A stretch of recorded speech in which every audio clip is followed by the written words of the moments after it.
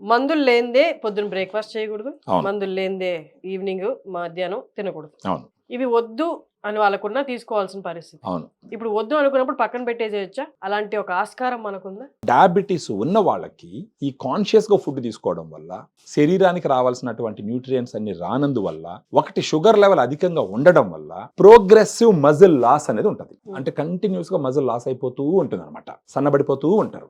నాకు ఒక బాగా మజిల్ ఉంది. నా శరీరంలో గ్లూకోజ్ ఉంది. గుడ్ అమౌంట్ ఆఫ్ మజిల్ ఉంది కాబట్టి ఈ గ్లూకోజ్ ఆ మజిల్లోకి వెళ్తుంది, యూటిలైజ్ అవుతుంది, గ్లూకోజ్ లెవెల్ తగ్గుతుంది. ఇప్పుడు నాకు తక్కువ మజిల్స్ ఉన్నాయనుకోండి, ఈ గ్లూకోజ్ అంతా యూటిలైజ్ అవ్వదు. ఎందుకంటే అక్కడ మజిలే లేదు. ఈ ఎక్కడ వాడుతుంది ఇది? చక్కెర పోయి కణం లోపల పోతే, కణం అంటే ఏంటి? A group of cells together form the tissue. So ఈ మజిల్ గుడ్ అమౌంట్ లో ఉండిందంటే శరీరంలో ఉన్న చక్కెర స్థాయిలన్నీ యూటిలైజ్ అవుతాయి, కంట్రోల్ అవుతుంది.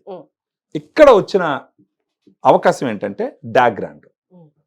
ఈ డయాగ్రాండ్ ఇప్పుడు నేను చెప్పిన దాంట్లో ఏం చేస్తుంది? ఒకటి వచ్చేసి గ్లూకోజ్ లెవెల్ పెరుగుతుంది. మజిల్ తక్కువ ఉండడం వల్ల ఈ గ్లూకోజ్ లెవెల్ యూటిలైజ్ అవ్వదు. మళ్ళీ చక్కెర స్థాయిలు పెరిగిపోతే, చక్కెర స్థాయిలు పెరిగిపోతే శరీరంలో ఉండే ఇన్సులిన్ పనిచేయదు.